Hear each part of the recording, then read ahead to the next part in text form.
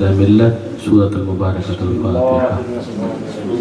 بسم اللہ الرحمن الرحیم، الحمدللہ رب العالمین، الرحمن الرحیم، مالک یوم الدین، ایاک نعبد و ایاک نستعین، اہدنا الصراط المستقیم، صراط الذین انعمت علیہم غیر المغضوب علیہم ولا الضالین، برحمتک یا ارحم الراحمین۔ صلوات علی محمد و آل محمد۔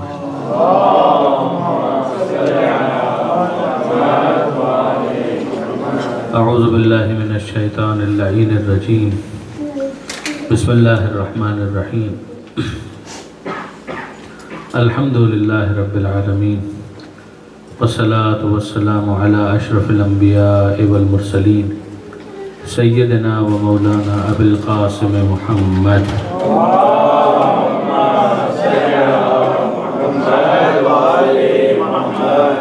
وأهل بيته الطيبين الطاهرين المعصومين المظلومين المنتجبين المنتخبين الميامين، لا سيما على الإمام المنتظر والحجة الثاني عشر الذين أذهب الله عنهم الرجس وطهرهم تطهيرا۔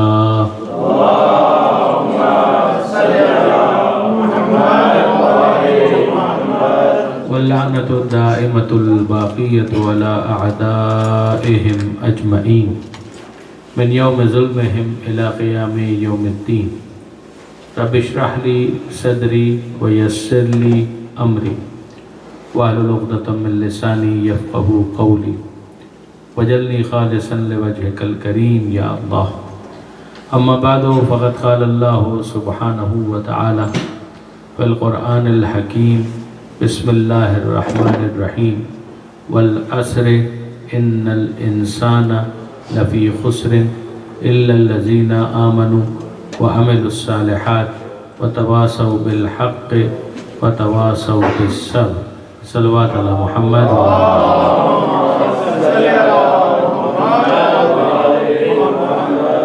برادران عزیز و خاران محترم، جیسا کہ اعلان کیا گیا کہ مجلس کے حد تک آج یہ الوداعی مجلس ہے، اور کل جو ہے وہ ظاہر کہ جشن ہوگا۔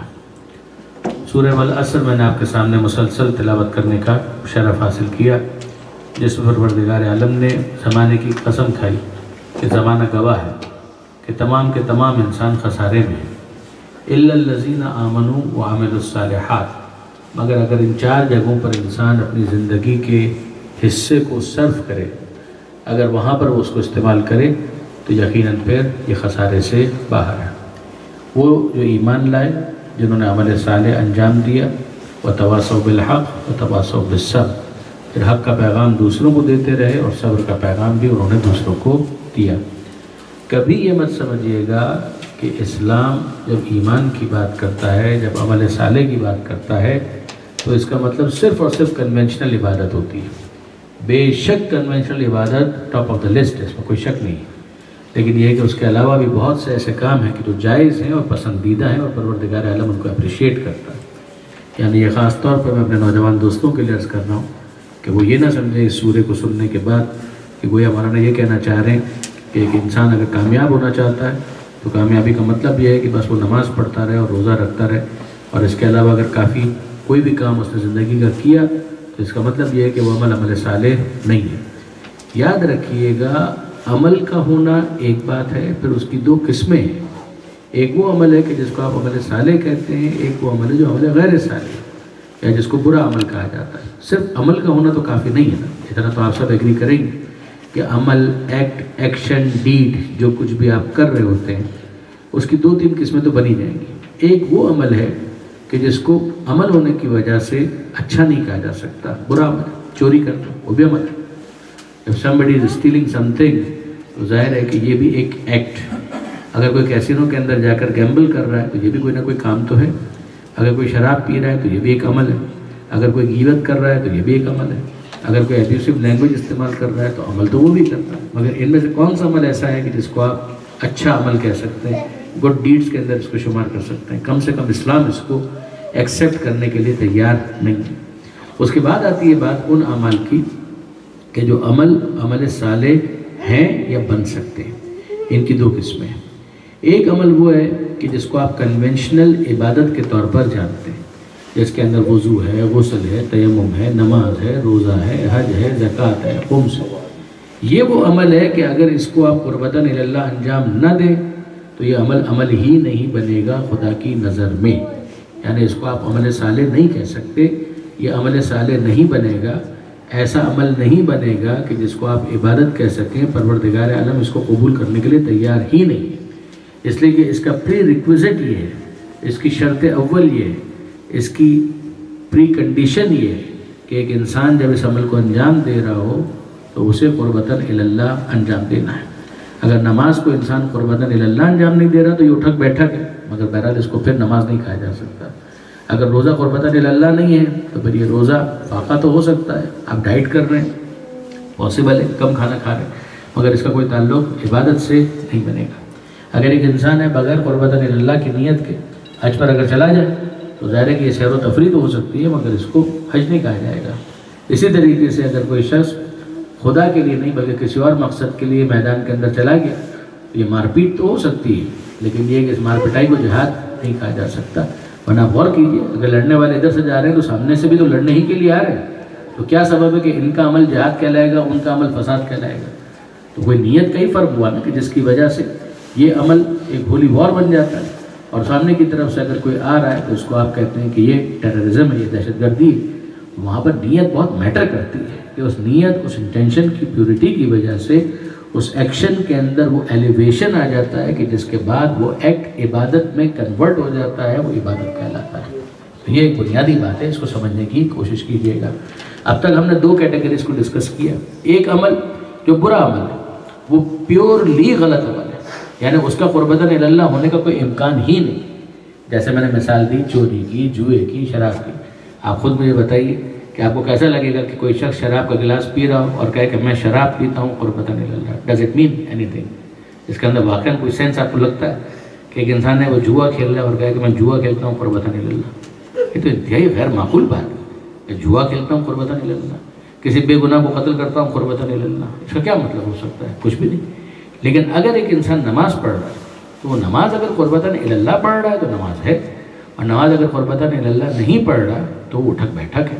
یعنی یہاں پر ہم یہ نہیں کہہ رہے کہ وہ اٹھک بیٹھک بھی نہیں، اٹھک بیٹھک ہے، لیکن یہ وہ نماز نہیں بنے گی۔ نماز اس وقت بنے گی کہ جب وہ قربتاً الی اللہ اس کام کو انجام دے رہا ہے۔ یہ عمل صالح کی ایک بہت بڑی کیٹیگری ہے، بہت بڑا اس کا مصداق ہے۔ پھر اس کے بعد ایک اور اعمال کی کیٹیگری آتی ہے کہ جو اچھا ہے، اس کے اچھے ہونے میں کوئی کلام نہیں ہے، مگر اچھا ہونے کے بعد وہ عمل عبادت بن جائے، اس کے لیے کچھ اور ایفرٹ کرنے کی ضرورت ہے۔ ڈوبتے ہوئے کو بچا لیا، یہ عمل اچھا ہے یا برا ہے؟ اچھا عمل ہے۔ کوئی انسان ڈوب رہا تھا، آپ نے بچا لیا تو یہ عمل اچھا ہے۔ ماں باپ کی خدمت کرنا یہ اچھا عمل ہے۔ اس عمل کے اچھے ہونے میں تو کوئی کلام نہیں۔ کسی غریب کو کھانا کھلا دینا یہ عمل اچھا ہے یا برا ہے؟ یہ عمل اچھا ہے۔ کسی کے پاس پیسے نہیں تھے، آپ نے اس کو پیسے دے دیے تاکہ وہ اپنی اسکول کی یا یونیفارم کی یا کسی اور کی قیمت جو تھی وہ ادا کر سکے، کالج کی، یونیورسٹی کی فیس دے سکے۔ Is it a good act? Of course it's a good act, اس میں کوئی شک نہیں ہے۔ اگر کوئی شخص تھا، بیمار تھا، اس کے پاس علاج کے لیے پیسے نہیں تھے تو آپ نے اس کو علاج کے لیے پیسے دے دیے، یہ کام اچھا ہے یا برا ہے؟ اچھا ہے۔ مگر کیا یہ کام عبادت بنے گا؟ اب میں آپ سے پوچھتا ہوں کہ عبادت کی ڈیفینیشن کیا ہے؟ عبادت کا پری ریکویزٹ یہ تھا کہ وہ قربتاً الی اللہ ہو۔ جب قربتاً الی اللہ ہے تب وہ عام کام عبادت بنے گا، ورنہ وہ کام عبادت نہیں بنے گا۔ اب یاد کیجئے، نماز کی بات آئی تھی، روزے کی بات آئی تھی، وہ تو قربتاً الی اللہ کے بغیر ہو ہی نہیں سکتا۔ اگر وہ قربتاً الی اللہ کے بغیر ہے تو وہ تو میں نے کہا نماز ہی نہیں ہے، پھر وہ اٹھک بیٹھک ہے، وہ روزہ ہی نہیں ہے، وہ تو فاقہ ہو گیا۔ لیکن یہ والا عمل کہ جس کے اندر آپ نے ایک ڈوبتے کو بچا لیا، اگر آپ نے ایک گرتے کو سنبھال لیا، اگر آپ نے کسی بے بھوکے کو کھانا کھلا دیا، اگر آپ نے کسی کی فیس پے کر دی، اگر کسی بیمار کا علاج کروا دیا، کام یہ اچھا ہے۔ سوال یہ نہیں ہے کہ یہ کام اچھا ہے یا نہیں، یہ کام اچھا ہے، لیکن کیا یہ کام عبادت بنے گا یا عبادت نہیں بنے گا؟ یہاں پر آ جائے گی نیت ایک مرتبہ پھر، کہ اگر ایک انسان اس کام کو قربتاً الی اللہ انجام دے تب یہ عبادت میں ٹرانسفر ہو جائے۔ اگر یہ قربتاً الی اللہ اس کام کو انجام نہ دے تب بھی وہ کام اچھا ہے۔ ہم یہ نہیں کہہ رہے کہ یہ کام برا ہے، کام اچھا ہے، مگر یہ اچھا کام اچھا ہونے کے باوجود عبادت اس وقت بنے گا کہ جب اس کام کو خدا کے لیے انجام دیا جائے۔ آپ نے غور فرمایا، یعنی اس کو سمجھنے کی کوشش کیجیے گا، خاص طور پر میرے نوجوان دوست جتنے بھی ہیں وہ اس بات کو محسوس کریں کہ یہ وہ گرے ایریا ہے کہ جس کے اندر ایک عمل رکھا ہوا، وہ عمل اچھا ہے، لیکن عمل کے اچھا ہونے کا یہ مطلب نہیں ہے کہ وہ عبادت بھی ہے۔ کیا مطلب؟ ایک شخص ہے وہ ایتھیسٹ ہے، he does not believe in God، اگر وہ بھی کسی بھوکے کو کھانا کھلائے گا تو ہم کہیں گے کام اچھا ہے۔ یہ تھوڑی ہے کہ وہ خدا کو نہیں مانتا ہے تو ہم کہیں گے کام برا ہے، کام تو اچھا ہے۔ اگر وہ اچھا کام کر رہا ہے تو کام تو اچھا رہے گا، کام تو برا نہیں ہو جائے گا۔ اگر اس نے کسی بیمار کا علاج کروا دیا تو ہم یہ نہیں کہیں گے کہ یہ کام برا ہے، مگر کیا اس ایتھیسٹ کا یہ کام عبادت بنا؟ کیا اس کا کوئی ریوارڈ ہے؟ ہم اس سے پوچھیں گے کہ یہ کام تم نے کس کے لیے کیا؟ کیا خدا کے لیے کیا؟ وہ کہے گا میں خدا کو مانتا ہی نہیں ہوں۔ تو پھر اس نے یہ کام کیوں کیا؟ کہ جس وجہ سے بھی کیا، چاہے شو آف کرنے کے لیے کیا، چاہے دکھاوے کے لیے کیا، چاہے ہیومینٹی کے لیے کیا، جس وجہ سے بھی کیا، مگر جب یہ کام خدا کے لیے نہیں ہے تو پھر اس کا ریوارڈ، ثواب، اجر، اس کی بحث نہیں آئے گی، اس میں رضا پروردگار کی بحث نہیں آئے گی۔ ماں باپ کی خدمت اچھا کام، مگر ماں باپ کی خدمت کرنے کے لیے کیا مسلمان ہونا ضروری ہے؟ تو کیا جو مسلمان نہیں ہوتے وہ ماں باپ کی خدمت نہیں کرتے؟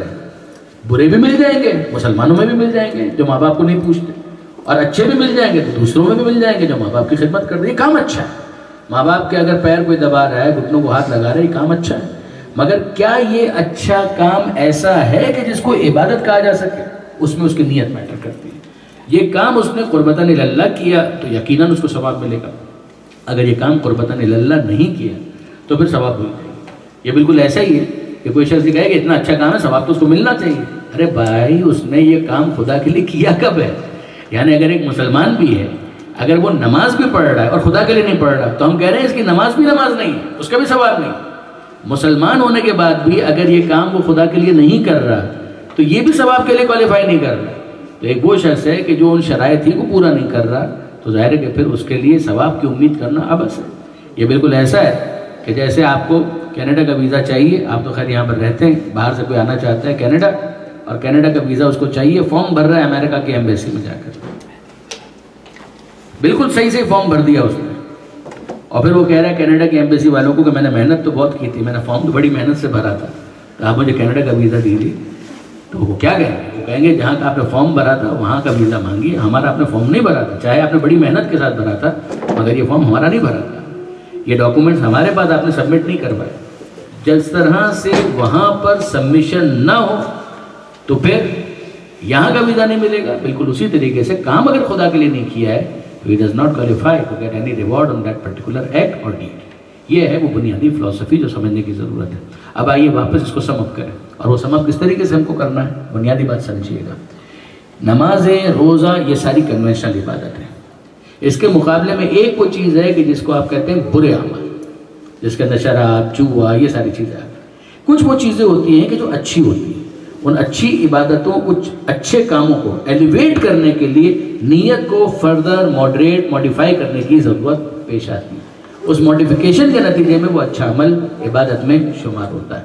اب اگر آئیے آگے بڑھیں کہ کیا پروردگار عالم نے اتنی گنجائش رکھی ہے کہ ہر مباح کام بھی عبادت بن سکے؟ جواب جی ہاں، یہ بھی ہے، پروردگار عالم نے اتنی گنجائش رکھی ہے۔ ہم کھانا کھا رہے ہیں، کہ یہ کھانا کھانا بھی عبادت بن سکتا ہے؟ جواب جی ہاں، کھانا کھانا بھی عبادت بن سکتا ہے۔ روزی کمانا، کیا یہ بھی عبادت بن سکتا ہے؟ جی ہاں، آپ کا حلال رزق کمانا بھی عبادت بن سکتا ہے۔ اگر انسان حلال رزق کما رہا ہے اس نیت کے ساتھ کہ میں پروردگار عالم کی طرف سے عائد کردہ ایک ذمہ داری کو پورا کر رہا ہوں، یاد رکھیے گا کہ یہ عمل بھی اس کا عبادت بن جائے گا۔ بلکہ حلال رزق کمانے کو تو اتنی بڑی عبادت کہا گیا کہ کہ بہت سارے دیگر اعمال کے مقابلے میں اس کا ثواب زیادہ ہے۔ القاسب و حبیب اللہ، اگر کوئی حلال رزق کما رہا ہے وہ اللہ کا محبوب ہے، اللہ کا دوست۔ غور فرمایا آپ نے؟ اچھا آئیے میں اس کو کنکلوڈ کروں۔ مولا کائنات امیر المومنین علیہ السلام، مولا فرماتے ہیں کہ اپنے 24 گھنٹوں کو، اپنے 24 آورز کو 3 حصوں میں تقسیم کرو۔ اپنے 24 گھنٹوں کو 3 حصوں میں تقسیم کرو۔ آخر میں مولا نے یہ فرمایا عقل مند کے لیے مناسب نہیں ہے کہ اپنے دن کو ان 3 کاموں کے علاوہ کسی اور کام کے لیے استعمال کرے۔ پہلے مولا نے کہا کہ اپنے 24 گھنٹوں کو 24 آورز کو 3 حصوں میں ڈیوائیڈ کر دو۔ اختتام پر یہ فرمایا کہ عاقل کے لیے، عقل مند کے لیے مناسب نہیں ہے کہ وہ اپنے دن کو ان 3 کے علاوہ کسی چوتھے کام کے لیے استعمال کرے۔ اب ذرا سنیے کہ وہ کیا چیز ہے۔ مولا فرماتے ہیں کہ پہلی چیز، اپنے دن کے ایک حصے کو عبادت خدا کے لیے مخصوص کر دو۔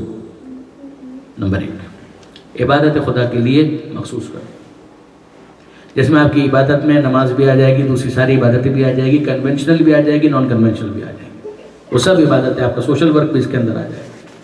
اگر آپ کسی غریب کی مدد کر رہے ہیں، کوئی اور دوسرا سوشل ورک کر رہے ہیں، حسینیے کو سنبھال رہے ہیں، وہ سب اس کے اندر آ جائے گا۔ اگر کسی کی مدد کرنے کے لیے اپنا ٹائم اسپینڈ کر رہے ہیں، وہ بھی اس کے اندر آ جائے گا۔ مولا فرماتے ہیں کہ اپنے 24 گھنٹوں کا ایک حصہ عبادت پروردگار کے لیے مخصوص کر دو۔ اور آگے بڑھ کر کہوں کہ آپ جو اپنے بیوی بچوں کے اوپر اپنا وقت لگاتے ہیں، وہ بھی اس کے اندر آ جائے گا، اس لیے کہ وہ بھی عبادت سے باہر نہیں ہے۔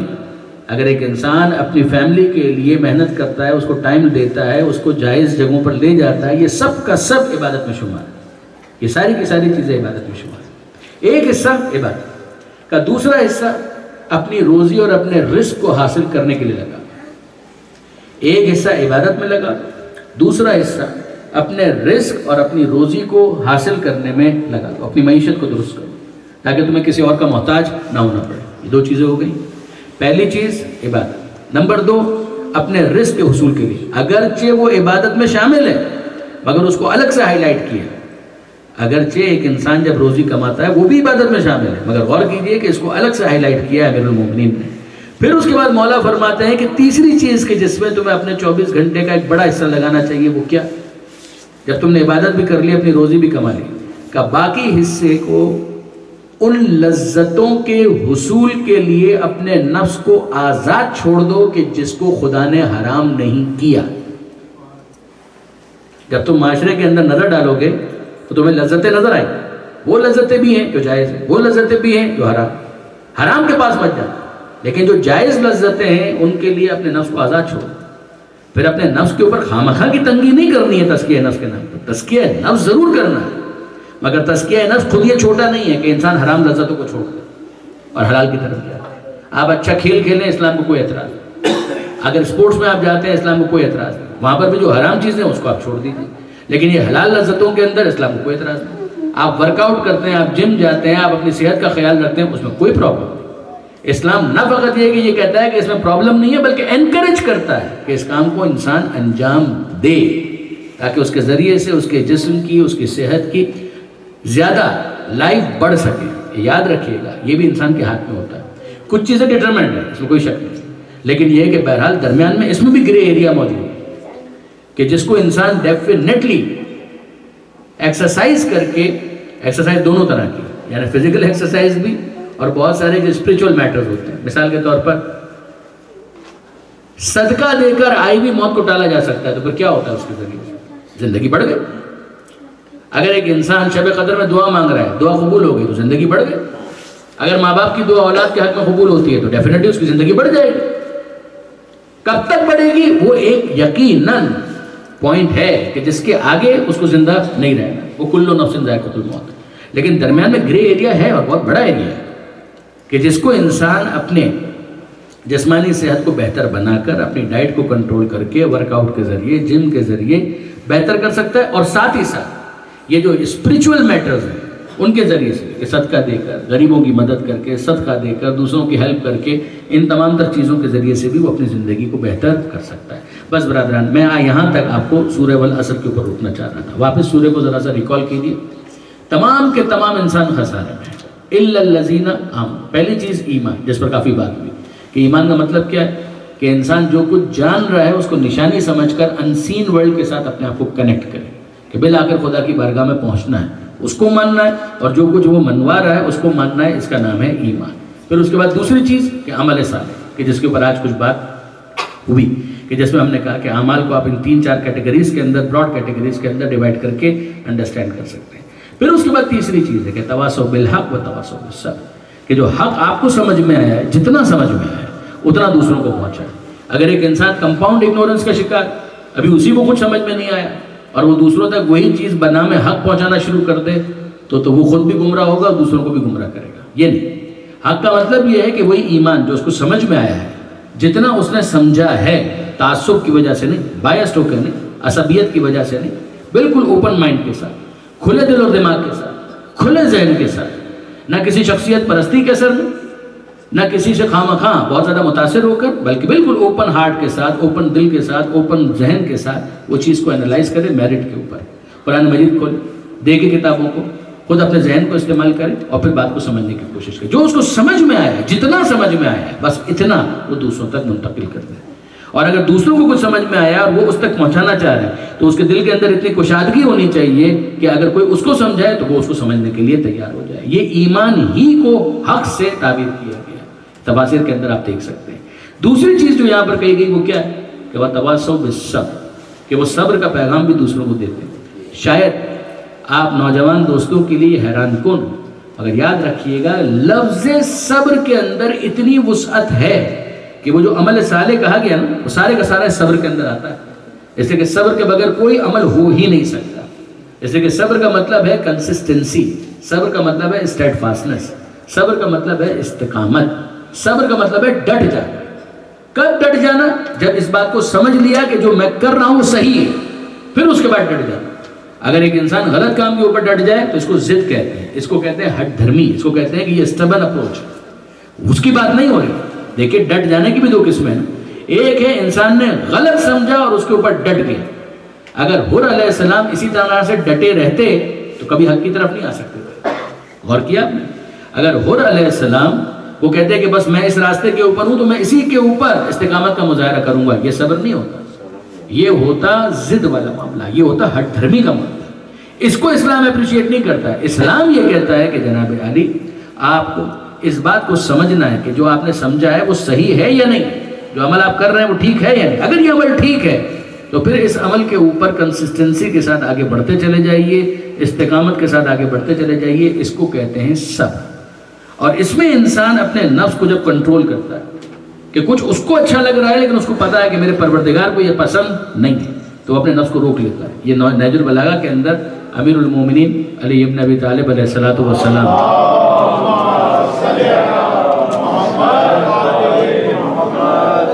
مولا نے اس بات کو ایلوبریٹ کیا کہ صبر و صبران، کہ صبر دو طرح کے ہوتے ہیں، علی المحبوب و علی المکروہ۔ کچھ وہ ہوتا ہے کہ جو تم کو بہت پسند ہے مگر تم خدا کی خاطر اس کو چھوڑ دیتے ہو۔ مثال کے طور پر انسان کو صبح کو نیند پسند ہے، اگر وہ خدا کی خاطر اپنے بستر کو چھوڑ دے اور مصلی پر آ جائے تو کیوں چھوڑ دیا اس نے بستر؟ اس نے بستر کو کیوں ترک کر دیا؟ اس کو تو اچھا لگ رہا ہے سونا، وہ کیوں چھوڑ رہا ہے؟ ماہ رمضان کے اندر مجھے تو کھانا اچھا لگ رہا ہے تو میں نے کیوں کھانا چھوڑ دیا؟ مجھے تو مال اگر جمع ہو جائے تو زیادہ اچھا لگتا ہے تو میں خمس کیوں نکالوں؟ میں زکوٰۃ کیوں دوں؟ غور فرمایا آپ نے؟ یہ تمام تر چیزیں انسان کیوں کر رہا ہے جبکہ اس کو یہ پسند ہے؟ اس کے بعد وہ یہ کام کیوں کر رہا ہے؟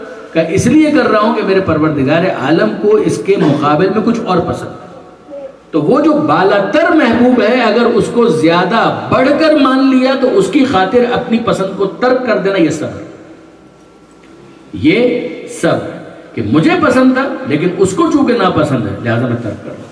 اور اگر الٹا معاملہ ہے کہ مجھے ناپسند ہے مگر اس کو پسند ہے تو بالاتر محبوب کی پسند کی خاطر اپنی ناپسند کو ترک کر دو، یہ بھی صبر کی قسم ہے۔ آپ نے غور کیا پورا جو شریعت کا معاملہ ڈوز اینڈ ڈونٹس کا ہے وہ سارے کا سارا فال کرتا ہے اس ایک لفظ میں کہ جس کا نام ہے صبر۔ اور امیر المومنین کا بہت ہی خوبصورت ایک جملہ ہے کہ الصبر من الایمان کالرأس من الجسد، کہ صبر کا ایمان کے ساتھ وہی تعلق ہے جو سر کا دھڑ کے ساتھ، جو سر کا تن کے ساتھ دھڑ کے ساتھ تعلق ہوتا ہے وہی تعلق صبر کا ایمان کے ساتھ ہے۔ آپ کی توجہ درکار ہے، درود بھیجے گا محمد و آل محمد۔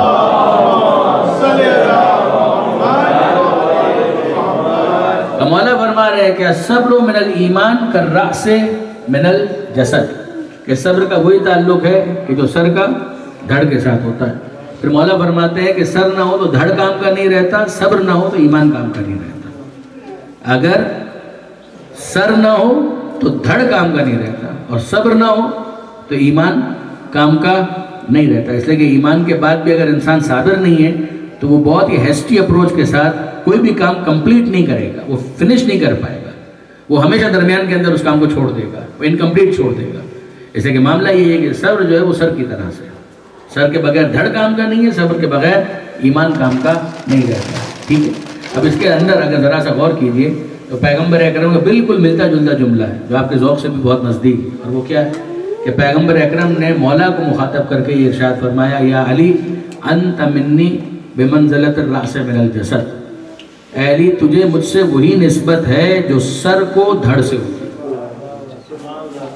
پھر توجہ کیجئے گا، اے علی تجھے مجھ سے وہی نسبت ہے جو سر کو دھڑ سے ہوتی ہے. ابھی مولا نے کیا کہا کہ سر نہ ہو تو دھڑ کام کا نہیں رہتا. پیغمبر کہہ رہے ہیں کہ اے علی تجھے مجھ سے وہی نسبت ہے کہ جو سر کو دھڑ سے ہوتی ہے، اور سر نہ ہو تو دھڑ کام کا نہیں رہتا. اگر علی نہ ہو تو نبی بھی کام آنے والا نہیں ہے.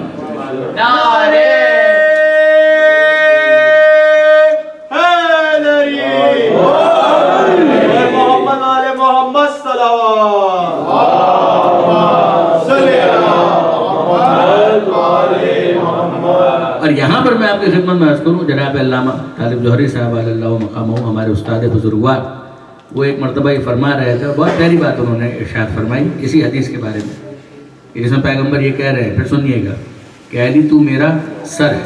وہ فرماتے تھے کہ اس کو ذرا کھولو، اس کو ذرا سا اسیس کرو، اینالائز کرو، اس کو ذرا ایکسپلور کرو. کہ اللہ فرمائیے کیا ایکسپلور کریں، تاکہ ذرا دیکھو اس کے اندر پیغمبر کیا کہہ رہے ہیں کہ علی تو میرا سر ہے. تو سر کا مطلب کیا ہوا؟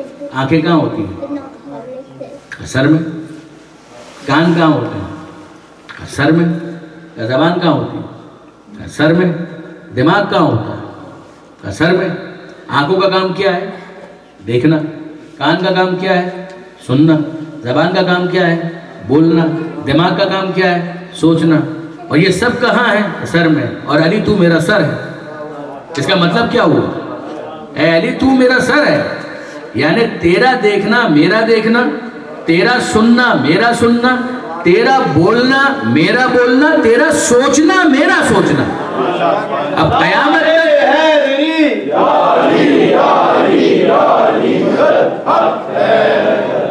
قیامت تک جب سب کچھ علی کے پاس ہے، اس کا مطلب کیا ہوا کہ پیغمبر اکرم کی سوچ چاہیے تو علی سے پوچھنا پڑے گا، پیغمبر اکرم کا قول چاہیے تو علی سے سننا پڑے گا، پیغمبر اکرم کی سماعت چاہیے تو علی سے پوچھنا پڑے گا، پیغمبر اکرم کی نظر رحمت چاہیے تو علی سے پوچھنا پڑے گا. تو پھر اس کے بعد قیامت تک سنت نبی کی شرح کے لیے کہیں اور جانے کی ضرورت نہیں ہے، ہمیں باب مدینۃ العلم پر آنا ہے.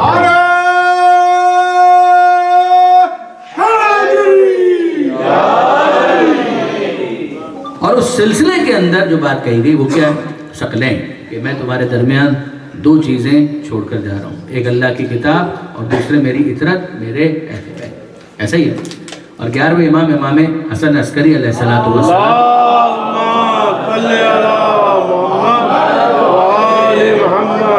یہ کچھ فرامین ہے 11ویں امام کے. 28 برس کا سن ہے ہمارے 11ویں امام کا، یہ مت فراموش کیجیے گا. اچھا یہ بھی میں اپنے نوجوان دوستوں کے لیے عرض کر دوں کہ اگر آپ معصومین کی سیرت کا تجزیہ کریں گے تو آپ کو ایک اندازہ ہوگا کہ کچھ معصومین ہیں کہ جن کی ایج 60s میں. دیکھیں امام زمانہ کا معاملہ تو بالکل الگ ہے. امام زمانہ اجل اللہ تعالیٰ فرجہ الشریف،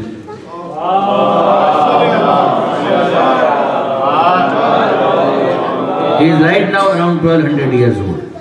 وہ تو ٹھیک ہے، ان کا تو معاملہ بالکل ایکسیپشنل ہے. ان کے علاوہ باقی جو 13 معصومین ہیں ان کو اگر آپ دیکھیں گے تو آپ کو اندازہ ہوگا، پوری توجہ کیجئے گا اس طرح. باقی 13 معصومین میں اگر آپ غور کریں گے تو آپ کو اندازہ ہوگا کہ 60s کے اندر صرف 3 معصوم، صرف 3 60s کے اندر 3 معصوم. وہ کون؟ پیغمبر اکرم، مولا کائنات اور چھٹے امام. پیغمبر اکرم 63، مولا کائنات اگین 63 اور چھٹے امام 65. 63 سال پیغمبر اکرم کی عمر مبارک، 63 سال مولا کائنات کی عمر مبارک، 65 سال چھٹے امام کی عمر مبارک. اور باقی تمام معصومین میں یعنی 13 معصومین میں عمر کے اعتبار سے سب سے زیادہ عمر کس کی ہے؟ وہ چھٹے امام 65. یعنی 3 ہی ہیں جو 60s میں، 70s میں کوئی نہیں ہے، 80s میں کوئی نہیں ہے، 90s میں کوئی نہیں ہے.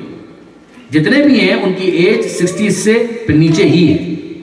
زمانے کے امام کو ہم نے پہلے ہی کہہ دیا کہ وہ استثنائی امام تھا. تو باقی تمام معصومین کے اندر اگر آپ دیکھیں تو 60s کے اندر 3، تو سب سے زیادہ سن رسیدہ کون ہوئے؟ چھٹے امام 65 سال. ان کے بعد مولا کائنات اور امیر المومنین 63 سال 63 سال.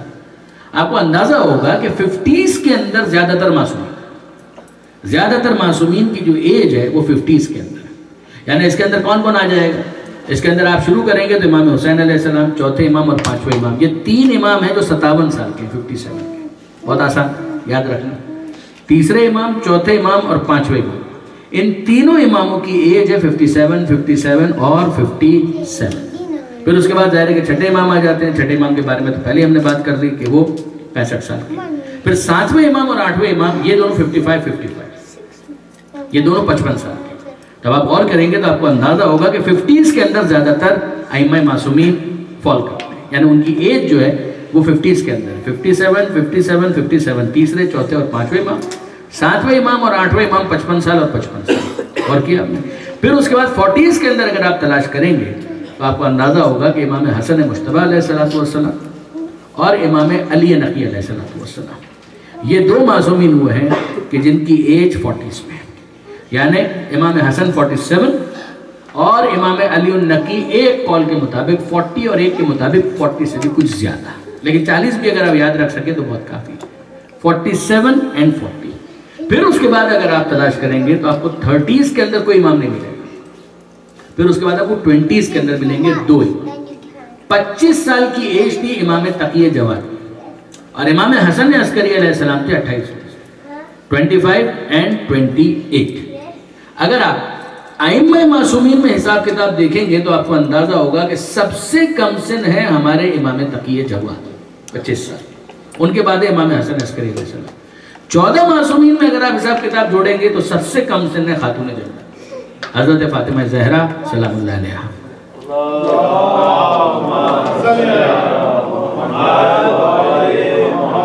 ان کی ایج ہے لیس دین 20 یعنی 18 سال. برادران اہل سنت جناب سیدہ کے بارے میں جس قول کے قائل ہیں اس کے مطابق ان کی ایج ہے 28 سال. ہمارے یہاں زیادہ تر علماء اسی بات کے قائل ہیں کہ شہزادی کی عمر تھی 18 برس. تو اگر آپ واپس سے تھوڑا سا اس کو اس طرف سے اگر چلیں کہ سب سے پہلے اگر آپ 11 to 20 کے اندر دیکھیں تو صرف جناب سیدہ 18 برس. پھر 20 سے 30 کے اندر اگر آپ دیکھیں گے تو 25 برس امام تقی جواد اور 28 برس امام حسن عسکری علیہ السلام.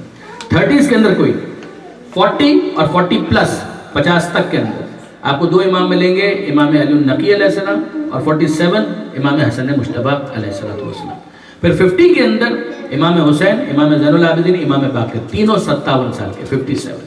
اور پھر میں نے عرض کیا آپ کی خدمت میں امام موسی کاظم علیہ السلام اور امام علی رضا علیہ السلام یہ ہیں 55 سال اور 55 سال 55 and 55. اور 60s کے اندر اگر آپ دیکھیں تو 3 معصومین کی ہم نے بات کی کہ پیغمبر اکرم 63، مولا کائنات 63 اور چھٹے امام 65. تو یہ ایج کو بھی انڈرسٹینڈ کرنے کے لیے اور یاد رکھنے کے لیے ایک طریقہ کار کہ آپ یہ دیکھیں کہ کون کس 10th کے اندر فال کر رہا ہے. پھر اس کے بعد ایک بات اور بھی ذہن میں رکھیے گا کہ معصومین کی زندگیوں کو ایک طریقہ کار اور ہے اسیس کرنے کا اور وہ ہے سینچری وائز. اس لیے کہ معصومین کی جو زندگی ہے وہ 3 صدیوں کے اندر آتی ہے. زمانے کے امام کی بات نہیں ہوتی، 3 صدیوں کے اندر. پہلی صدی، دوسری اور تیسری صدی. پہلی صدی کا مطلب کیا ہوا؟ اب ظاہر ہے کہ ایک صدی کی جب ہم بات کرتے ہیں، سینچری کی بات کرتے ہیں تو مطلب کیا ہوتا ہے؟ مطلب ہوتا ہے کہ سب سے پہلے تو آپ کو کیلنڈر کی بات کرنی پڑے گی کہ کس کیلنڈر کی بات ہو رہی ہے. تو ظاہر ہے کہ اس وقت ہم لوگ یہ گریگورین کیلنڈر کی بات نہیں کر رہے، اس وقت بات ہو رہی ہے ہجری کیلنڈر کی. یاد رکھیے گا کہ 3 مین کیلنڈرز ہیں کہ جو مسلمانوں کی اور اسلام کی تاریخ اور ہسٹری کو اسٹڈی کرتے ہوئے پیش نظر رکھے جاتے ہیں. نمبر 1 عام الفیل، نمبر 2 بعثت کا کیلنڈر اور تیسرا ہجری کیلنڈر.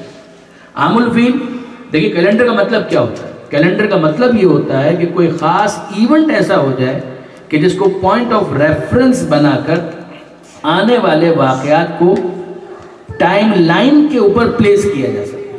isn't it؟ ہسٹری کے اندر یہی ہوگا نا کہ کوئی ایک ایسا ایونٹ ہو کہ جو اتنا امپورٹنٹ بن جائے کہ اس امپورٹنٹ ایونٹ کو پوائنٹ آف ریفرنس بنا کر آگے کے جتنے بھی ایونٹس ہیں ان کو اس کے حساب سے یاد رکھا جائے کہ اس کے بعد اتنے دن گزرے تب یہ واقعہ ہوا، اس کے بعد اتنے مہینے گزرے تو یہ واقعہ ہوا، اس کے بعد اتنے سال گزرے تو یہ واقعہ ہوا. مثال کے طور پر اس وقت کووڈ ایک بہت بڑا ایونٹ بن گیا.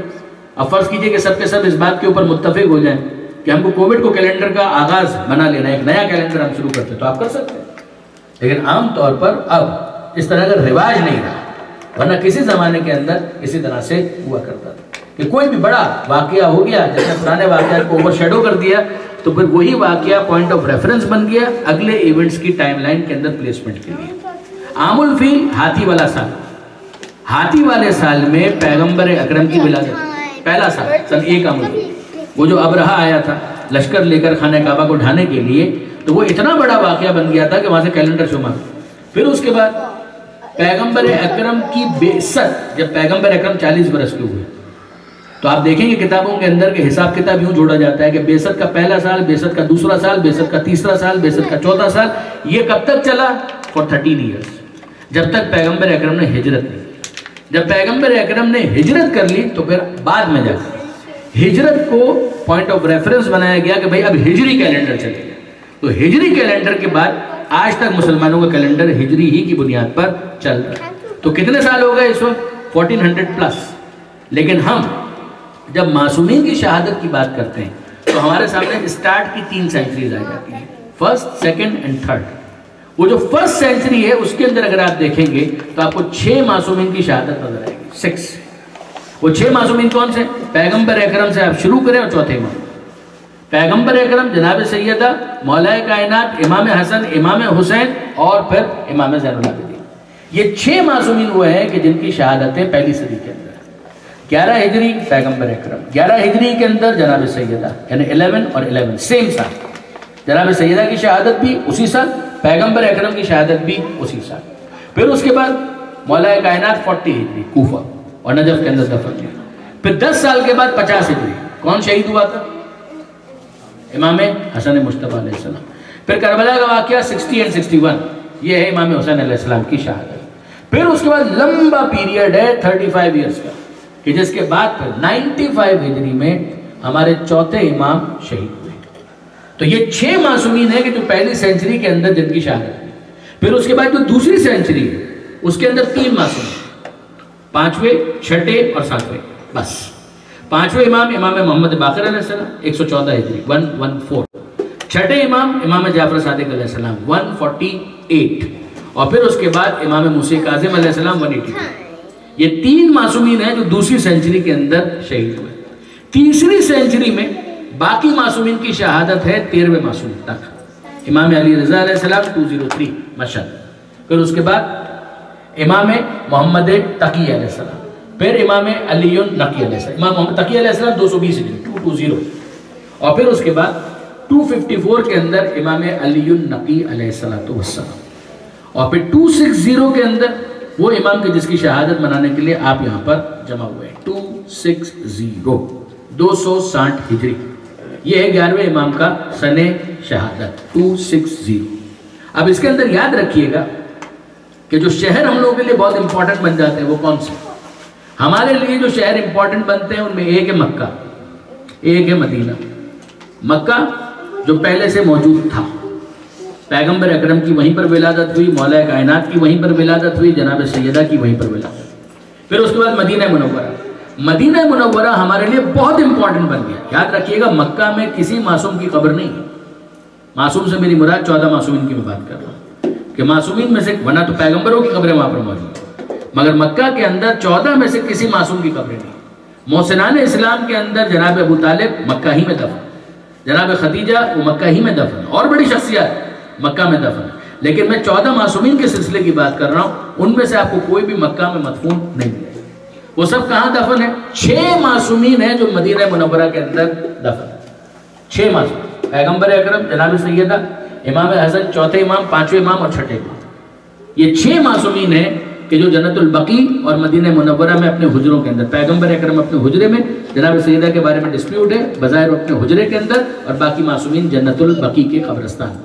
تو مدینہ منورہ بہت امپورٹنٹ جگہ بن جاتی ہے، خاص طور پر شیعوں کے لیے اور سادات کے لیے، اس لیے کہ وہاں پر وہ محلہ بنی ہاشم تھا کہ جس کے اندر اہل بیت رہا کرتے تھے، اور وہیں سے سب نے سفر کیا، یعنی اگر کوئی باہر بھی گیا ہے تو وہیں سے انہوں نے سفر کیا۔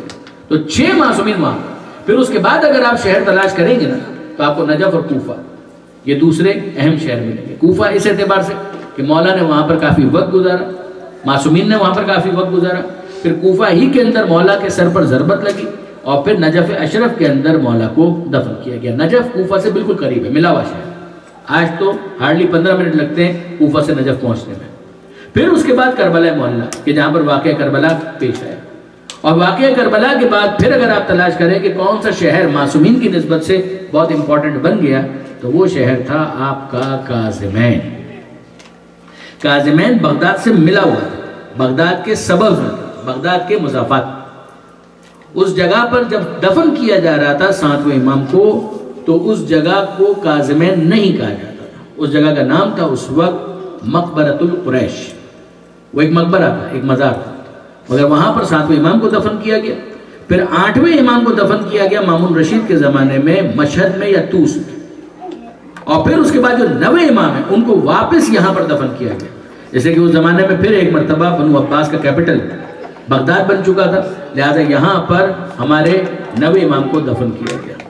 پھر 10ویں امام اور 11ویں امام کو، یہ وہ زمانہ ہے کہ جب ایک نیا شہر آباد کیا گیا اور اس شہر کا نام تھا سامرہ۔ سامرہ یہ متوکل عباسی کے زمانے میں ایک نیا شہر آباد کیا گیا۔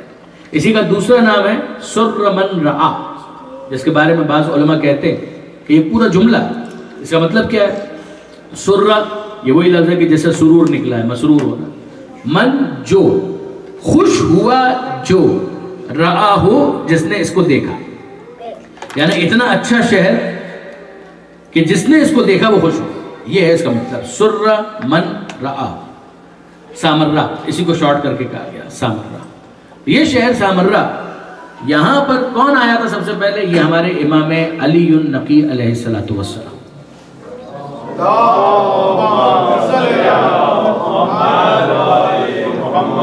اور ان کے فرزند امام حسن عسکری علیہ السلام ان کے ساتھ ہی تشریف لائے مدینہ منورہ سے سامرہ۔ ایک قول یہ بھی ہے کہ امام حسن عسکری علیہ السلام کی ولادت سامرہ میں ہوئی، لیکن یہ عام طور پر قول قبول نہیں کیا گیا۔ زیادہ تر محققین یہی کہتے ہیں کہ ہمارے جو 11ویں امام ہیں ان کی بھی ولادت مدینہ منورہ میں، اور جب ہمارے 10ویں امام تشریف لائے سامرہ تو ان کے ساتھ پھر 11ویں امام بھی ہمراہ تھے اور تشریف لائے۔ یہ بھی یاد رکھیے گا کہ سامرہ شہر کے اندر جس محلے میں ہمارے 10ویں امام اور 11ویں امام رہے ہیں اس محلے کا نام تھا عسکر، جس کی وجہ سے ان دونوں کو کہا گیا عسکری۔ عام طور پر ہمارے سامنے جب ذکر آتا ہے تو نام بھی ہم یاد کرتے ہیں تو کہتے ہیں 11ویں امام امام حسن عسکری علیہ السلام، مگر جس طرح سے 11ویں امام عسکری ہیں اسی طریقے سے 10ویں امام بھی عسکری ہیں۔ یہ الگ بات ہے کہ ان کے نام کے ساتھ یہ لفظ لگانے کا اتنا رواج ہے، لیکن یہ کہ یہ دونوں کے دونوں عسکری ہیں، جس کی وجہ سے اس محلے کے اندر موجود ان کے مکان کو کہا گیا عسکریین، کہ 2 عسکری کا مکان، ایک ایسی جگہ کہ جہاں پر 2 عسکری رہتے ہیں۔ وہ 2 عسکری کون ہیں؟ 10ویں امام اور 11ویں امام۔ اس کو عسکری کہنے کی وجہ کیا؟ عسکر ایک فوجی چھاونی کے لیے استعمال ہونے والا لفظ، عسکری طاقت ہے، فوجی طاقت ہے۔ عسکری یعنی جو محلہ عسکر میں رہتا ہو۔ عسکر کیوں کہتے تھے؟ وہاں پر فوجی چھاونی، کنٹونمنٹ ایریا ٹائپ کا وہ تھا، جس کی وجہ سے اس جگہ کو کہا گیا عسکر، سامرہ کے محلہ عسکر۔ اور 2 عسکری تھے جس کی وجہ سے کہا گیا عسکریین۔ یہ بالکل ایسا ہی ہے کہ جیسے کاظمین، 2 کاظم جہاں پر دفن، عام طور پر 7ویں امام کے نام کے ساتھ کہا جاتا ہے موسی کاظم، لیکن جس طرح سے امام موسی کاظم ہے اسی طریقے سے امام محمد تقی جواد کاظم، ان کے بھی نام کا حصہ ہے کاظم۔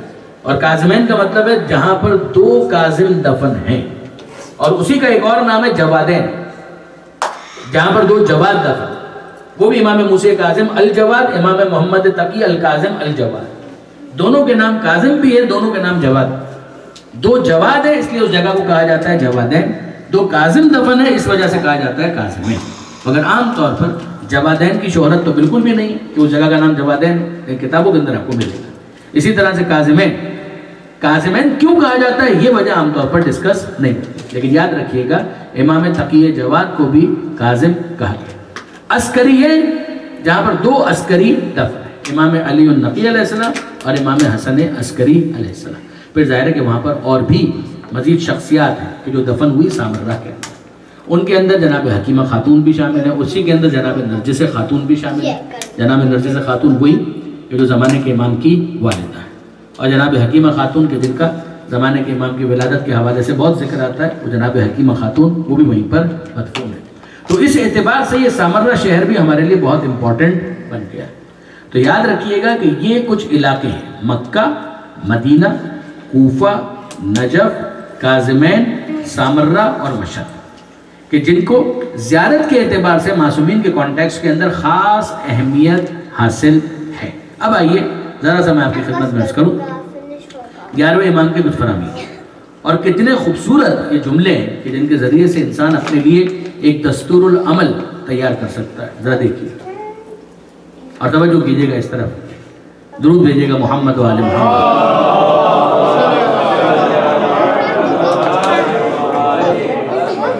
یہ 11ویں امام فرما رہے ہیں کہ ما رضی بدون الشرف من المجلس لم یزل اللہ وملائکتہ یصلون علیہ حتی یقوم۔ اگر کوئی شخص کسی مجلس اور کسی محفل میں اپنے ڈیو مقام سے کم پر بیٹھنے پر راضی ہو جائے، یہ سب سے بڑا مسئلہ ہے، اس پر ناراضگیاں ہو جاتی ہیں کہ صاحب مجھے تو وہاں بٹھانا چاہیے تھا، یہاں کیوں بٹھایا؟ میں صدر مجلس تھا، مجھے تو وہاں بیٹھنا چاہیے تھا، میں تو مہمان خصوصی تھا، مجھے تو وہاں بیٹھنا چاہیے۔ صدر مجلس کو بھی چھوڑیے، مہمان خصوصی کو بھی چھوڑیے۔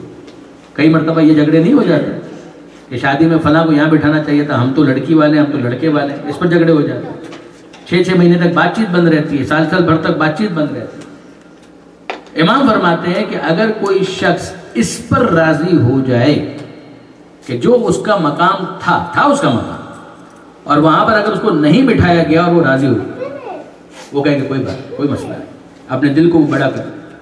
تو اگر وہ اپنے سے کم تر مقام پر بیٹھنے کے لیے راضی ہو جائے تو جب تک وہ محفل برخاست نہیں ہو جاتی، اللہ اور اس کے فرشتوں کی رحمتیں اس پر نازل ہوتی رہیں گی۔ اگر انسان فقط اس اجر کے اوپر غور کر لے تو وہ کبھی اس بات کے اوپر شکوہ نہ کرے کہ مجھے وہاں بٹھانا چاہیے تھا اور مجھے یہاں بٹھانا چاہیے تھا۔ یہ امام کا ایک فرمان ہے۔ پھر اس کے بعد ذرا دیکھیے، ارشاد فرماتے ہیں کہ حسن الصورت جمال ظاہر، چہرے کا حسن اس کی خوبصورتی ہے، جمال ظاہر، کہ وہ کتنا جمیل ہے، کتنا حسین ہے، اس کا کلر کیا ہے، اس کی اپیرنس کیا ہے، اس کی ساخت کیا ہے، اس کی آنکھیں کیسی ہیں، اس کی پیشانی کیسی ہے۔ یہ سارے وہ معیارات ہیں کہ جن کو ہم لوگ سنتے رہتے ہیں، اور ہر ایک کا ذوق سلیم اس بات کی گواہی دیتا ہے، وہ کہتا ہے کہ ہاں یہ حسین ہے، یہ خوبصورت۔ تو امام فرماتے ہیں کہ حسن الصورت جمال ظاہر، کہ چہرے کا حسن ہے جمال ظاہر، جو ظاہری خوبصورتی ہے، وہ حسن العقل جمال باطن، مگر یاد رکھنا کوئی ضروری نہیں کہ جس کا چہرہ خوبصورت ہو اس کی عقل بھی خوبصورت ہو۔ امپورٹنٹ یہ ہے کہ اس کے پاس وہ جمال باطن بھی ہو، اس کا نفس اور اس کی روح خوبصورت ہو، اس کی عقل، اس کی انٹیلیکٹ، اس کے پاس سوچنے سمجھنے کی صلاحیت، اس کا آئی کیو اگر اس کے پاس موجود ہے تو چہرے کا حسن اگر کم بھی ہوگا تو چل جائے، لیکن اگر چہرے کا حسن ہے اور اندر بدھی موجود نہیں ہے بارز معذرت، تو پھر اس کے بعد اس کو بہت بڑی پرائز کبھی بھی پے کرنی پڑ سکتی ہے۔ پھر اس کے بعد امام ارشاد فرماتے ہیں، اور یہ جملہ بھی یاد رکھنے کے بعد امام فرماتے ہیں کہ من وعد اخاہ سرا فقط زانہ، اگر کوئی اپنے بھائی کی اصلاح کرے چھپ کر، اس کا عیب اس کو بتائے چھپ کر، یعنی اس طرح سے بتائے کہ اسی کو پتہ چلے، کسی اور کو پتہ نہ چلے، تو اس نے اس کو مزین کر دیا، اس کو زینت عطا، واقعاً اس نے اس کی اصلاح۔ اور اگر اس نے اس کا وہی عیب سب کے سامنے بیان کر دیا علانیتاً فقط، تو اس نے اس کو عیب دار بنا دیا۔ یعنی آپ برادران عزیز ذرا غور کریں، کیا مطلب ہے؟ اس جملے کو سمجھنے کے لیے پیغمبر اکرم کی ایک حدیث پر غور کیجیے۔ پیغمبر اکرم فرماتے ہیں کہ المؤمن مرۃ المؤمن، مومن کے لیے کیا ہوتا ہے کہ آئینہ ہو۔ اس تعبیر پر غور کیجئے گا، المؤمن مرۃ المؤمن، مومن مومن کے لیے آئینہ ہوتا ہے۔ آئینے کا کام کیا ہے؟ آئینے کا کام ہے کہ جو جیسا دکھ رہا ہے ویسا دکھا ہے۔ آئینے کا کام پینٹنگ کرنا نہیں ہے، آئینے کا کام پینٹ کرنا نہیں ہے، آئینے کا کام ہے کہ جو جیسا دکھ رہا ہے ویسا دکھا۔ اگر داغ ہوگا تو آئینہ دکھا دے گا، اگر کوئی عیب ہوگا تو آئینہ بتا دے گا، یہ آئینے کا کام ہے۔ اور پیغمبر کہہ رہے ہیں کہ مومن کے لیے کیا ہوتا ہے؟ کہ آئینہ ہوتا ہے۔ تو مومن کیا کہے گا؟ اگر اس دوسرے مومن کے اندر کوئی عیب ہے تو بتا دے گا، وہ کہے گا کہ دیکھو میں تمہارا خیر خواہ ہوں، میں تمہیں بتا رہا ہوں کہ تم اپنی اس خرابی کو اور اس کمی کو دور کر لو، تو وہ بتائے گا۔ لیکن آپ مجھے بتائیے آئینہ کب تک بتاتا ہے؟ آئینہ اس وقت تک بتاتا ہے جب تک وہ سامنے کھڑا ہے۔ یہاں وہ گیا اور دوسرا آ گیا، تو اب آئینہ اس کے بارے میں بات کرے گا، پچھلے شخص کے بارے میں بات نہیں کرے گا۔ آئینہ یہ نہیں کہے گا کہ تم سے پہلے جو یہاں پر کوئی شخص کھڑا تھا اس کا یہ عیب تھا، اس کے اندر یہ خرابی تھی، آئینہ یہ نہیں کرے گا۔ کہ جس طرح سے آئینہ شخص ہٹ جائے تو اس کے بارے میں گفتگو نہیں کرتا، اسی طرح سے مومن دوسروں کے سامنے دوسرے مومن کا عیب بیان نہیں کرتا، اس کے سامنے بیان کر دے گا، سمجھا کے پیار، وہ بھی اس طرح سے نہیں کہ وہ ہرٹ ہو جائے، سمجھا کے۔ یہی فرق ہے اصلاح میں اور غیبت میں۔ اصلاح کا مطلب یہ ہے کہ ریفارم کرنا، کہ بھائی میں نہیں چاہتا کہ میرا یہ دوست جو ہے وہ خواہ مخواہ اس عیب کی وجہ سے کہیں ذلیل ہو جائے، تو میں پسند کرتا ہوں کہ اس کی اصلاح ہو جائے، لیکن یہ ہے کہ یہ اصلاح اسی طرح سے ہو کہ اسے مزین کرنا مقصود ہو، دوسروں کے سامنے رسوا کرنا مقصود نہ ہو۔ یہ نہ ہو کہ آج ایک ایپ پتہ چلا اور سوشل میڈیا کے اندر اپلوڈ، یا کسی بھی اخبار کے اندر اشتہار، یا کسی بھی چینل کے اندر پٹی جلانا شروع کر دے، کہ یہ وہ چیز نہیں۔ یہ 11ویں امام کا واقعاً بہت ہی عمدہ جملہ ہے۔ پھر اس کے بعد ارشاد فرماتے ہیں لیس من الادب اظہار الفرح عند المحزون، یہ ادب نہیں ہے، یہ ادب کے خلاف ہے کہ تم محروم کے سامنے اپنی خوشی کا اظہار کرو۔ وہ شخص جو حالت غم میں ہے اس کے سامنے تم اپنی خوشی کا اظہار کرو، تم اگر خوش بھی ہو تو اپنی خوشی کو چھپاؤ اس موقع پر۔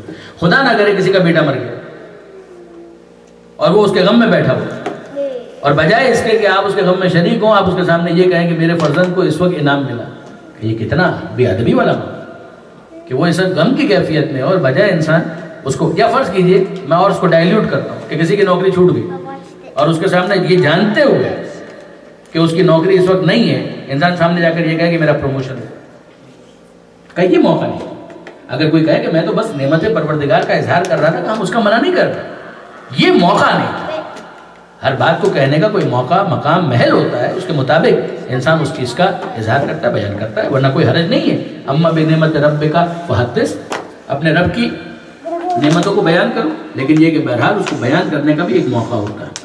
پھر اس کے بعد اگلی چیز یہ بھی دیکھیے کتنا خوبصورت جملہ ہے۔ امام فرماتے ہیں لا تکرم الرجل بما یشق علیہ، کسی کا احترام اس طرح سے مت کرو کہ تمہارا احترام کرنا اس کے گلے پڑ جائے، اسی کے لیے بھاری ہو جائے۔ یہ مطلب کہنا کیا مطلب؟ آپ فرض کیجئے، اس جملے کو عام طور پہ سمجھانے کے لیے ایک مثال دیا ہے کہ فرض کیجئے ایک بڑا رواج ہے ہمارے یہاں پاکستان میں، تو آپ سب جانتے ہیں، کسی کا استقبال کرنا ہے تو ہزاروں افراد پہنچ جائیں تو اس کا مطلب یہ ہے کہ اس کی بڑی رسپیکٹ ہوئی، بڑا آنر کیا اس کو، تو جلوس کی صورت میں اس کو لے کر آئیں۔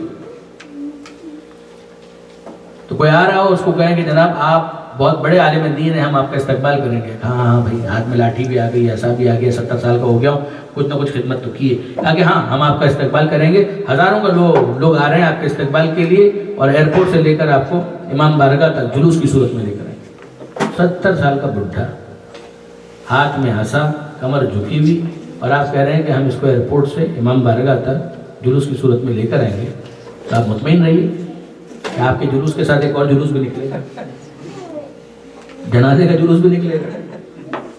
وہ اتنا چلنے کے بعد کہاں بچ پائے گا، اس کا غریب کا جلوس نکل جائے گا۔ تو یہ وہ چیز ہے کہ جس کو کہا گیا کہ اس طرح سے کسی کا احترام مت کرو کہ خود اس کے لیے بھاری ہو جائے۔ آپ کو پتہ چلے کہ جناب یہ تو ڈائبیٹک پیشنٹ بھی ہے، مگر آپ کہیں کہ نہیں، میرے میزبان ہونے کا تقاضا تو یہ ہے کہ جب تک میں 5 میٹھے ان کو نہ کھلاؤں تب تک میرا تو دل ہی نہیں مانے گا کہ میں نے ان کا احترام کیا۔ تو آپ گاجر کا حلوہ بھی لے آئے، اور لوکی کا حلوہ بھی لے آئے، اور گلاب جامن بھی لے کر آ گئے، اور کلاقند بھی لے کر آ گئے، اور وہ کہہ بھی رہے ہیں کہ بھائی مجھے ڈائبٹیز دیکھا کہ نہیں مولانا، بہرحال ہمارے یہاں تو یہ رسم میزبانی ہے کہ جب تک 5-6 میٹھے نہ ہوں اور ہم اپنے ہاتھ سے نہ کھلائیں تب تک ہمیں سکون نہیں آتا، چاہے ہمارا مہمان خدا کا مہمان بن جائے، لیکن یہ کہ بہرحال ہم جب تک آپ کو نہیں کھلائیں گے تب تک ہم نہیں مانیں گے۔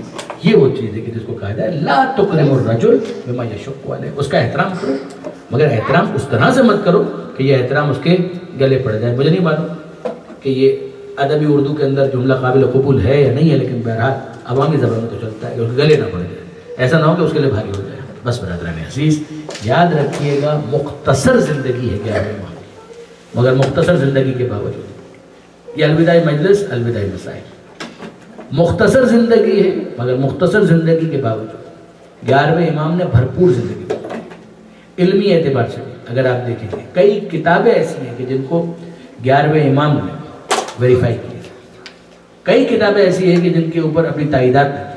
فضل بن شازان بہت بڑا راوی ہے ہمارا، اس کی بڑی تعریف کی، کئی کتابوں کا مؤلف ہے، اس کی بڑی تعریف کی. اتنا ذخیرہ امام نے تفاسیر قرآن کا دیا ہے کہ امام سے منسوب ایک کتاب ہے جس کا نام ہے تفسیر امام حسن عسکری. اس کے بارے میں بحث ہے کہ وہ پوری تفسیر امام کی نہیں ہے، مگر اتنا ذخیرہ تو دیا کہ جس کے بعد امام نے اتنی باتیں تو کئی قرآن کے بارے میں کہ جس کے بعد ایک کتاب کمپائل ہو گئی جس میں پھر تحقیق کی گنجائش موجود ہے. اس طرح سے بہت سارے امام نے 6 سال امامت کا پیریڈ ہے. اگر آپ باتوں کو فالو کر رہے تھے تو 254 ہجری کے اندر ہمارے 10ویں امام کی شہادت، امام علی النقی علیہ السلام کی، سامر راہی کے اندر.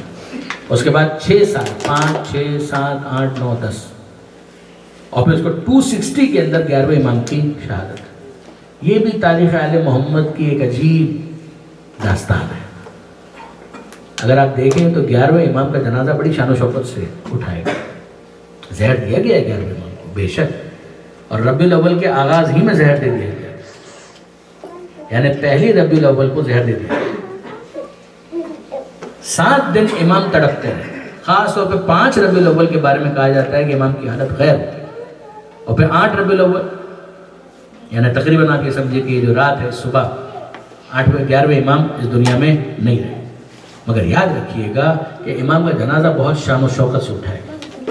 8ویں امام کے بعد باقی معصومین کو ابن الرضا کہنے کا رواج تھا. ابن الرضا، رضا کے فرزند، رضا کے فرزند. 8ویں امام اتنے زیادہ مشہور ہوئے کہ ان کی نسبت سے باقی ائمہ کو سب کو ابن الرضا کہا گیا. امام محمد تقی کو کہا گیا ابن الرضا، امام علی النقی کو کہا گیا ابن الرضا، اور 11ویں امام کو بھی کہا گیا ابن الرضا. تو باقاعدہ محلوں کے اندر اعلان ہو رہا تھا کہ فرزند رسول نے قضا کی، ابن الرضا نے قضا کی، ابن الرضا اس دنیا میں نہ رہے. اور کیا اپنے اور کیا غیر پورا سامرہ شہر امٹ کر آ گیا 11ویں امام کے جنازے. مجھے اچھی طریقے سے یاد ہے کہ اگر آپ تاریخ محمد و آل محمد کا مطالعہ کریں تو آپ کو اندازہ ہوگا کہ تاریخ آل محمد کے اندر پنجتن میں سے کسی کا جنازہ شان و شوکت سے نہیں اٹھا. پہلا جنازہ جو شان و شوکت سے اٹھا ہے وہ چوتھے امام کا سید سجاد. یعنی آپ سوچئے پیغمبر اکرم لاکھوں صحابہ کا ایک نبی ہے، لیکن یہ ہے کہ اس کے جنازے میں کتنے لوگ شریک آپ جانتے ہیں.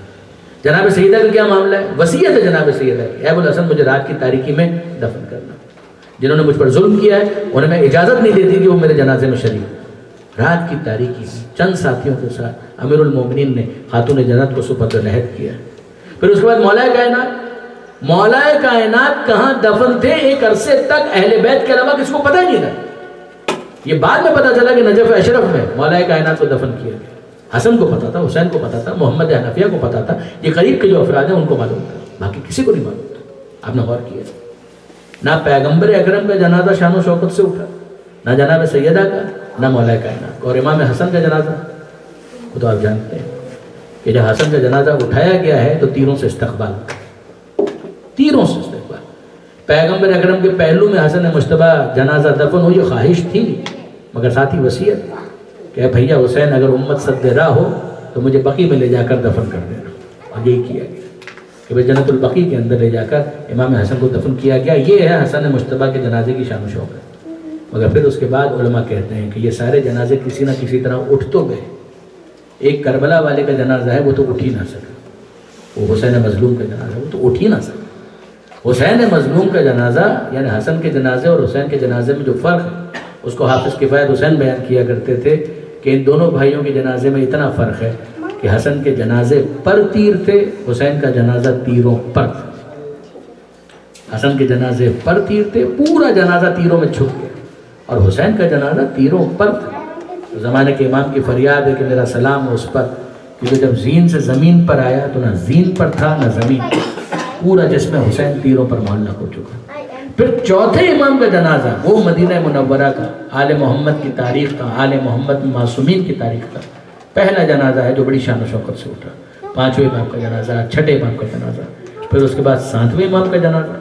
اور آپ جانتے ہیں کہ رافضیوں کا امام کہہ کر دجلہ کے پل پر ڈال دیا، اور وہاں پر وہ معجزہ اگر ظاہر نہ ہوا ہوتا تو دونوں طرف کی سواریوں نے آ کر موسی کاظم کے جنازے کو کچل دینا تھا۔ آٹھویں امام کا جنازہ شان و شوکت سے اٹھا، پھر نویں امام کا جنازہ، پھر 10ویں امام کا جنازہ۔ آپ جانتے ہیں کہ پھر اس کے بعد جو کیفیت ہے 11ویں امام کا جنازہ شان و شوکت سے اٹھا۔ یہاں تک کہ بعض علماء کہتے ہیں کہ اتنے لوگ 11ویں امام کے جنازے میں موجود تھے کہ شاید اس سے پہلے کسی اور جنازے میں، حتیٰ یہ کہ بادشاہوں کے جنازے میں اتنے لوگ موجود نہیں تھے جتنے سامرہ میں 11ویں امام کے جنازے میں لوگوں کی شرکت تھی۔ مگر اس سے پہلے کے جو الفاظ ہیں مقاتل کے اندر اور سیرت کی کتابوں کے اندر، وہ الفاظ یہ ہیں کہ 11ویں امام جب زہر کے اثر سے بے چین ہو رہے تھے اور تڑپ رہے، تو اس موقع پر 11ویں امام نے اپنے غلام عقید کو بلا کر کہا کہ مجھے آب مستلقی پلایا جائے۔ آب مستلقی ایک خاص انداز کا مشروب قہوہ آپ کہہ لیجیے کہ وہ مجھے پلایا جائے۔ اور جب وہ لے کر آئے تو 11ویں امام نے اپنے ہاتھوں سے، بس توجہ کیجئے گا ان جملوں پر، کہ 11ویں امام نے اپنے ہاتھوں سے اس جام کو اپنے لبوں سے متصل کرنا چاہا، پی نہیں پائے۔ زہر کا اثر اتنا زیادہ ہو چکا تھا، پی نہیں پائے۔ تو 11ویں امام نے عقید سے کہا کہ عقید بس ایک کام کرو، فلاں کمرے میں جاؤ، تم کو ایک فرزند نظر آئے گا 5 برس کا، اسے ذرا لے کر آؤ۔ میں چاہتا ہوں کہ میرا بیٹا میرے لیے اس آب مستلقی کو اپنے ہاتھوں میں لے کر مجھے پلائے۔ اور پھر وہ فرزند آئے۔ یہ آپ کے زمانے کے امام کی بات ہو رہی ہے، حضرت حجت کی بات ہو رہی ہے، حضرت صاحب کی بات ہو رہی ہے، حضرت مہدی کی بات ہو رہی ہے۔ عقید کہتا ہے کہ میں نے دیکھا کہ وہاں پر وہ صاحبزادے موجود تھے، میں ان کو لے کر آئے، اور جب لے کر آئے تو 11ویں امام نے اس طرح سے باہیں پھیلا دی گویا یعقوب یوسف کو دیکھ کر اپنے سینے سے لگا دیتا ہے۔ اور جب وہ قریب آئے تو قریب آنے کے بعد یہ کہا کہ اسقنی من الماء فإنی ذاہب الی ربی، اے بیٹا مہدی ایک کام کرو کہ اپنے ہاتھوں سے یہ جام آب مجھے پلا دو کہ بس اب وقت آخر قریب ہے، میں اپنے رب کی طرف جانے والا ہوں۔ اور حضرت امام زمانہ نے اپنے ہاتھوں سے وہ جام امام حسن عسکری علیہ السلام کے لبوں سے متصل کیا، اور 11ویں امام نے اس پانی کو پیا، اور پھر اس کے بعد کہا بیٹا میں نماز پڑھنا چاہتا ہوں۔ یہ الفاظ ہیں، میں نماز پڑھنا چاہتا ہوں۔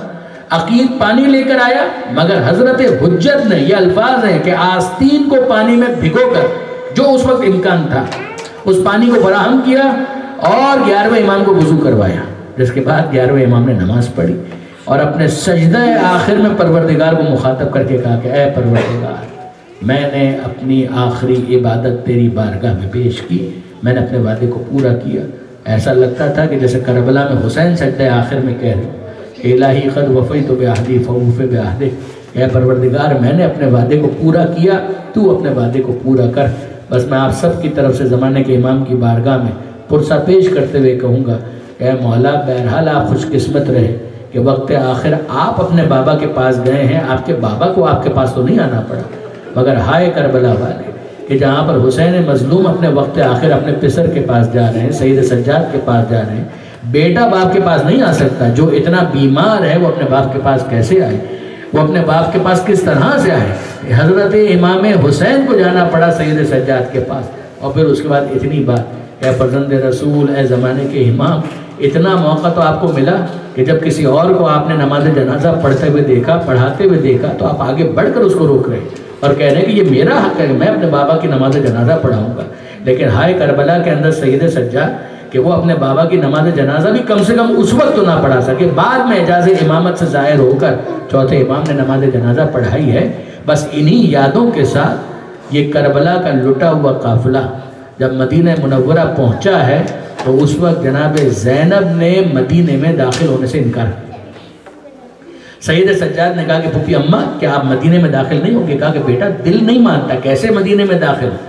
جب یہاں سے چلے تھے تو کیا کیفیت تھی اور پلٹ کر واپس آئے تو کیا کیفیت ہے، میرا دل نہیں مانتا۔